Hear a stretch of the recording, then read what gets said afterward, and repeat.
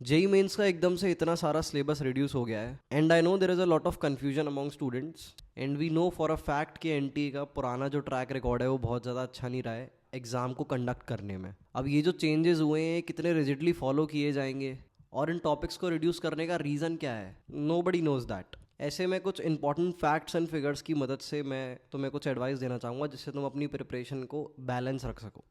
I will be centred around JEE maths over here because that is my subject, पर बात मैं in general ही करने वाला हूँ, ठीक है? तो बड़े ध्यान से सुनना।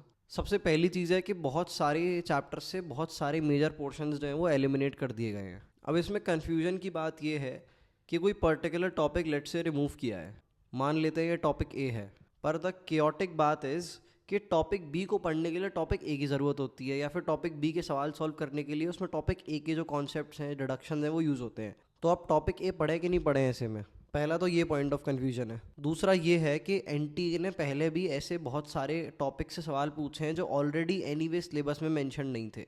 For an example differential equations में एग्जैक्ट फॉर्म ले लो, अलग से सिलेबस में कहीं मेंशन नहीं है कि एग्जैक्ट फॉर्म पूछी जाएगी, पर उससे सवाल आते हैं।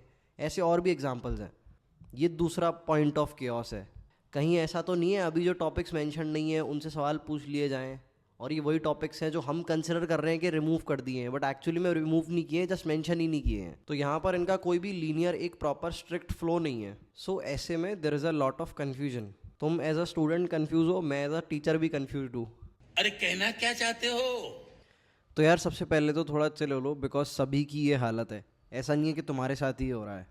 नाउ कमिंग टू कौन से चैप्टर में से कौन सा टॉपिक एलिमिनेट हुआ है, इसके लिए ऑलरेडी यूट्यूब पे बहुत सारी वीडियोस हैं, बट कुछ रिकमेंडेशंस जो मुझे काफ़ी ज़्यादा प्रिसाइज लगी, जिन टीचर्स की बात है उनके लिंक मैंने डिस्क्रिप्शन में डाल दिए हैं, उसके लिए तुम वो वीडियोस डायरेक्टली जाके रेफर कर सकते हो। Now coming to a final conclusion जो कि मुझे इस वीडियो में तुम्हें देना था। सबसे पहली चीज़ जो मुझे बतानी है दैट इज़ कि किसी भी टॉपिक की एटलीस्ट थ्योरी को जो है इग्नोर ना किया जाए। प्रॉब्लम सॉल्विंग में तुम रेशियोज़ को थोड़ा बैलेंस कर सकते हो। For an example tangent normal वाला पार्ट एप्लीकेशन ऑफ डेरिवेटिव से या फिर कोऑर्डिनेट से हटा दिया गया है, पर अपने को पता होना चाहिए कि एक टेंजेंट क्या होता है, उसको कैसे निकाला जाता है। पर उस पर्टिकुलर पार्ट की हार्डकोर प्रॉब्लम सॉल्विंग को अपन इग्नोर कर सकते हैं। पर यहाँ पर भी दो टाइप के स्टूडेंट्स आ जाते हैं जिनकी प्रिपरेशन स्ट्रेंथ अच्छी है, जिनका मॉक स्कोर 160 या 170 से ज़्यादा आ रहा है, और एक वो है जिनका 100 से भी कम आ रहा है।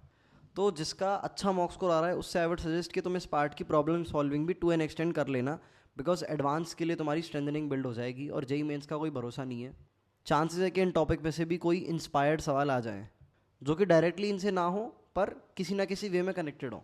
बट जिनका मॉक स्कोर बहुत कम आ रहा है वो बस इस टॉपिक की थ्योरी पढ़ सकते हैं और क्वेश्चंस प्रैक्टिस सिर्फ उन्हीं टॉपिक से करें जो कि एग्ज़ाम में आ रहे हैं। पर थ्योरी के साथ अपडेटेड रहना ज़रूरी है बिकॉज उसके अराउंड कोई ना कोई क्वेश्चन में भी पूछा जाए। And obviously I am talking all this in reference to IIT JEE maths जो मेंस में हमारी आएगी, ठीक है? हमारा जो जेई सिंप्लीफाइड का रिसेंटली रिवीजन कोर्स लॉन्च होने वाला है उसमें हम थ्योरी सारे टॉपिक्स की कवर कर रहे होंगे, बट स्ट्रेस उन टॉपिक्स पर ज़्यादा देंगे जो कि हमारे जेई मेंस में सर्टेनली आएंगे। जो एलिमिनेट हो गए हैं उन पर स्ट्रेस थोड़ा कम हो जाएगा, बट कवर हम उनको भी कर रहे होंगे। So if you are interested in enrolling in the course that you can do as well, because वहाँ पर स्टूडेंट्स मुझसे रेगुलर कम्युनिकेशन में रहते हैं। Important details you will get in the description और in the comment as well. But जो enrol नहीं है या फिर जो फिजिक्स और केमिस्ट्री में कन्फ्यूज है उसके लिए भी आई वुड से कि जिन चैप्टर से थोड़ा थोड़ा पोर्शन हटा दिया गया है उसकी थ्योरी कवर करनी है। अगेन आई से प्रॉब्लम सॉल्विंग में अपने को बैलेंस लाना है, ठीक है? सिंपली उस पार्ट से स्ट्रेस थोड़ा कम कर देना है जो कि हमारा नहीं आ रहा है, so that will stay in the safe zone. And looking at कि इतने सारे पार्ट्स हटा दिए हैं तो इस बात की पॉसिबिलिटी है कि पेपर का जो डिफिकल्टी लेवल है वो आसान हो जाए, बिकॉज बहुत सारे मेजर मेजर टॉपिक्स हटा दिए हैं।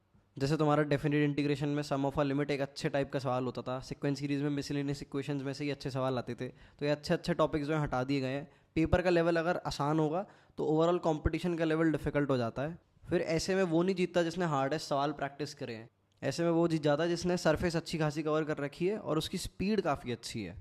बिकॉज अगर डिफ़िकल्टी लेवल डिग्रेड होता है तो डेफिनेटली जो डिटरमाइनिंग फैक्टर होगा वो होगा कि कौन इतने टाइम में ज़्यादा से ज़्यादा क्वेश्चन सही सॉल्व कर पाएगा, speed and accuracy as well. तो ज़्यादा से ज़्यादा टेस्ट देना शुरू कर दो, टाइम्ड प्रैक्टिस के अंदर प्रॉब्लम सॉल्विंग करना शुरू कर दो, इससे स्पीड इंप्रूव हो।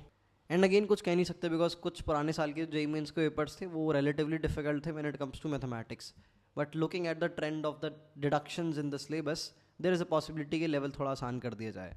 और ये एक रीज़न भी हो सकता है जिसकी वजह से एनटीए ने सिलेबस रिमूव किया है, क्योंकि पेपर शायद रिलेटिवली ज़्यादा टफ आ रहा था, उन्होंने ये एनालाइज किया हो। May be there is a possibility, but obviously NTA तो कुछ नहीं कह सकते। ऑलराइट, तो आई होप ये वीडियो किसी ना किसी एंगल से तुम्हारे काम आई होगी। इंपॉर्टेंट वीडियोस, इंपॉर्टेंट लिंक्स सारे डिस्क्रिप्शन में मैंने प्रोवाइड कर दिए हैं। ऑलराइट, बेस्ट ऑफ लक, लगे रहना काम पर, है ना, यही अपन एट बेस्ट कर सकते हैं कि अपन लगे रहें, ठीक है। Good luck, see you in the next video guys.